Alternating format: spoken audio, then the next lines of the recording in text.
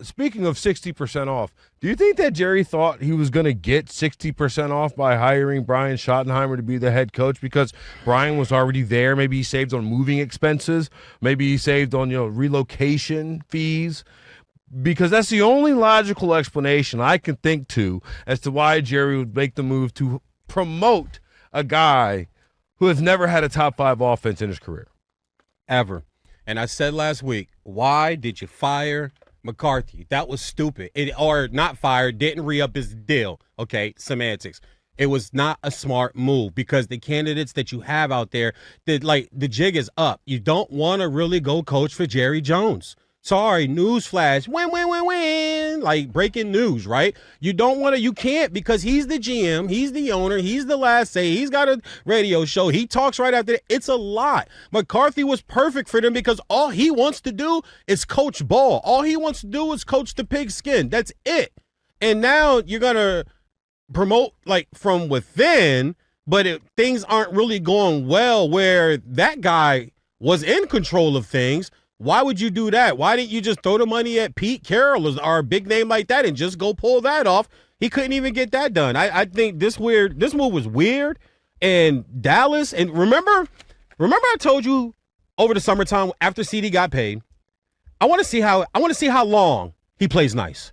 I want to see how long CD because you could just kind of feel his personality. And I'm not saying anything like negative about him. Receivers are divas. There's a good diva. There's a bad diva. There's divas that are good. There's been receivers that were divas. Like Jerry Rice was a diva, okay? Jerry Rice used to make sure that his stuff was pressed and everything. He's the diva. He's the one that came up with the saying, when you look good, you feel good. When you feel good, you play good. When you play good, they pay good. And when they pay good, you and your family live good. I thought that was Deion Sanders. Nah, Jerry said it first, homie. Deion stole it. Jerry said it first. Oh, interception. Yeah. Jerry stole it. Jerry said it first. Deion just took it, and we knew it because it's prime. But this whole move was just really weird, and it's so Dallas right now. But I'm interested to see how Dak and how CD act all next season and then kind of moving into the 26th season. I guarantee you Lamb will be a loud guy trying to get out of there. I don't like this move. I think it's only taking Dallas backwards, and it just looks bad, and it was just a really weird move. I couldn't understand it. I was on a podcast, Blind Emmett, who's obviously a my guy, super up in big Seattle. fan of Fox Sports Radio. He and some other and VJ. When I tell you, I'm talking about my guy. I'm talking about true P1 Maller militia level. Yeah. They knew, they locked in. They're listening right now. I'm sure of it. Yeah. I told them because they asked me to come on, and they knew not only takes, they knew everything. They knew no. Yeah. Emmett's very, very smart. And I told him the clearest path for the Dallas Cowboys is now going to be in the path for the Vegas Raiders, and we'll talk about that after Steve's update. But here's the deal with Dallas. So Jerry Jones runs the Dallas Cowboys like they're a college program. Like if you're the Ohio State Buckeyes, your primary goal is to win national championships. Yeah. But you also got to beat Michigan. Yes. Right? Yes. But your head coach also has to be a guy from Ohio State. The guy that played at Ohio State or coached at Ohio State. He's got to be a Buckeye. From Ohio, Youngstown, right? Cleveland, Canton, somewhere. The University of Michigan, same story. Goals to win national champions. Go ahead, win the national championship, lose 5 games in a row to Ohio State, lose 6 games in a row to Ohio State. You know what people are going to be? Furious. Yep. You know what people want? A Michigan man. Yeah. Now, Jerry doesn't understand or doesn't care that in the NFL, it does not matter who you beat as long as you beat somebody 13 or so times to be able to qualify for the postseason. Right. Yep. It does not matter who you hire as long as that hire is able to organize your team in such a way that you're able to win those 13 to 15 games you have to ensure a high seed in the postseason. None of that matters. But Jerry wants to promote a company man because that's the only way the Cowboys can get the credit. If he brings in somebody who's outside of the fold, now it's not about. Okay. He brings out somebody outside of the fold. It's not going to be about the environment and the culture. Give you a prime example. But the environment and culture ain't winning anyway. You might as well go outside.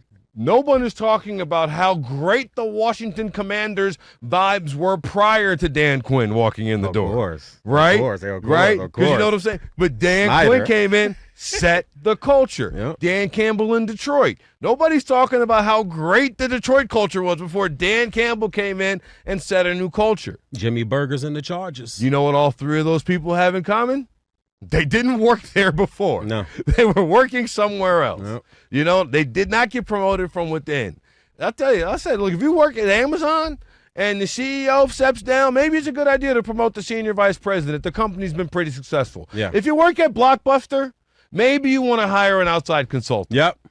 Maybe you want to hire an outside consultant. Zales, Montgomery Wards, all them stores. You know what I'm saying? Kmart. Kodak? Kodak. Not Kodak Black. Kodak cameras. Maybe we want to hire an outside consultant. Because all of these businesses were very, very successful pre-internet, just like the Dallas Cowboys. And since the invention of Wi-Fi, you ain't heard much about them since. Yeah, since dial-up. Cowboys go back to dial-up. So, but yeah, I'm with you, man. It was a weird move. I thought Pete Carroll, if he'd have hired Pete Carroll, I'd have got it. And speaking of, the silver and black added a little bit more silver. Pete Carroll. Don't ever say you can't teach an old dog new tricks, because I don't know if the dogs get much older than Pete Carroll at this point, but he is the new head coach of the Las Vegas Raiders after being really forced into upstairs in Seattle. He did not want to stop coaching the Seahawks. Last year? He worked in the front office this season. Heard rumors that he was interested in Chicago. Now he finally ends up in Vegas, where it seems that Tom Brady is calling not one, not two, not three, but literally all of the shots.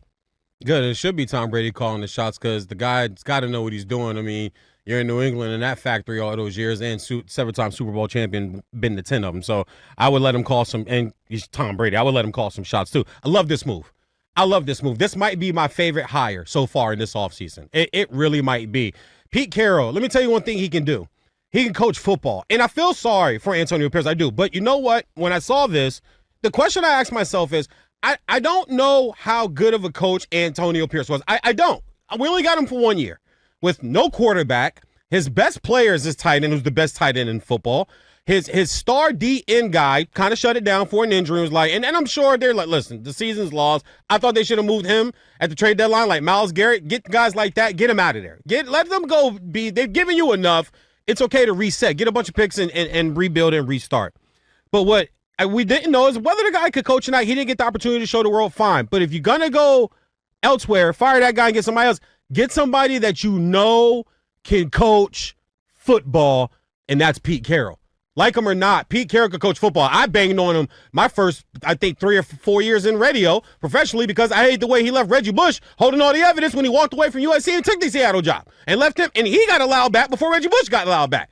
And that made me kind of shut off the guy, but I never knocked the fact that he knows the game and he could coach football. This is what they need. He'll get his quarterback. Remember when Flynn from the Packers signed that big free agent deal with Seattle? And Pete brought him over, and then they drafted Russell Wilson, and Russell stole his job in preseason, and the rest was history. They came in, Dan Quinn, right, put that defense, that Legion of Boom together there, and ended up taking that team to the Super Bowl and winning the Super Bowl. Like, Pete Carroll was the instrument guy for that. He's going to do the same thing with the Raiders. Raider fans, listen, he'll get you your quarterback. He's going to get it in this draft. Trust me on that. You guys are going to be 5-6 games better next year. He is a culture changer. The minute he walks in, your franchise is better. That's how I feel about Pete Carroll's ability to coach football. This is a great move. I think so far it's my favorite hire, and I look for big things. He's got pieces. They're not bums there. They got bona fide all-pro football players there. And you're going to give it to a guy like Pete Carroll, who's now going to rebuild. You know what else he's really good at too, Martin? He finds guys, 5th, 6th, 4th, 7th, undrafted, right? And turns these guys into all pros, Pro Bowlers, and household names. He's going to do the same thing with the Raiders. I applaud this. This was my favorite draft pick. This is my favorite coach signing right here. He's going to turn them around 5+ games better next year. So I agree. This was one of my favorites. Yes. He was one of my, especially when you consider the teams that had the availabilities, right? When I look at what they needed, who they needed, a lot of them needed, quite honestly, a return to respectability. Yes. Pete Carroll will provide that. Pete Carroll provided an adult in the room. Carlson Palmer said that's the best coach he's ever played for is Pete Carroll. I love the fact that Pete Carroll is the coach here in Vegas because here that is a team. Now, I agree with Antonio Pierce, but Antonio Pierce was done the moment that Tom Brady became a minority owner of the team. Absolutely. You don't spend all that money to keep things the same. Yeah. Nobody is spending all that money to keep things the same. He's wiping the board clean and starting fresh, right? And doing it in his image, right? Because he hired John Spytek, the guy who's the assistant GM in Tampa Bay. Do I know if he's any good? Let's be honest. The people that know are the people in the room with him. The difference is Tom in the room with him those years when he was in Tampa. It's the guy. Tom could have chose a lot of guys. He chose that guy. He chose him. Right. So the thing I love the most about it, though, is when you're looking at these older coaches, right? Like Belichick was in the mix for some of these, the conversations at least. But Pete Carroll, he's hired 4 guys who went on to coach head coaching jobs. Dan Quinn, Dave Canales, Steve Sarkisian, Lane Kiffin, all these guys at points worked for Pete Carroll. Dan Campbell, 2 guys he gave second chances to, by the way, Stark and Lane. So, yeah. So Dan Campbell right now, right, he just lost 6 assistant coaches, including the offensive line coach. So, but definitely his offensive coordinator and defensive coordinator. Took him 4 years in Detroit for that to Dan Campbell to get to that point. 4 years from now, Pete Carroll will be damn near 80 years old. 4 years from now, it'll be time for Pete. Like I think that there's, I get it. He's 73 and he's still spry, he's still young. But look, there's the closer you get to 80. I mean, we just look at your favorite politician. The older they get, the slower they look. Right? You know what I'm saying? You pick them. So it's kind of the same thing with Pete. I think after 3 years, 4 years of this, he's going to be ready to go off into the sunset on a level of his terms. The difference is, he does a good job hiring here, which I remember. That's one of the things I think is utmost importance for a head coach. He does a good job hiring here. They'll be legitimately ready, not like Dallas, who promoted within because they got caught with their pants down, but legitimately to promote from within with who could be one of the hottest coaches under years. Oh, I'll take the over. You're bugging. I think under. Pete Carroll's going to coach 5 to 6 more years. I think we're looking 3. 73 to 77. If he can if this man can do it at 80, he'll be still out there. If he can do it at 80, what did Steve say? How old is he? What is he? 73 right now? 73. Oh yeah, easily 5. That doesn't even put him at 80 yet. Easily, Pete Carroll will coach 5 years for the Las Vegas Raiders. He'll coach 5 years for them.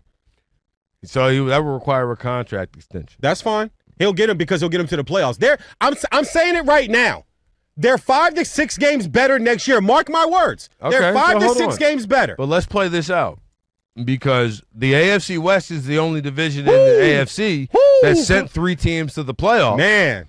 So if you're telling me that Pete Carroll is going to the playoffs, that means one of Sean Payton, Jim Harbaugh, or Andy Reid's going to miss it. Yeah, I am telling you that.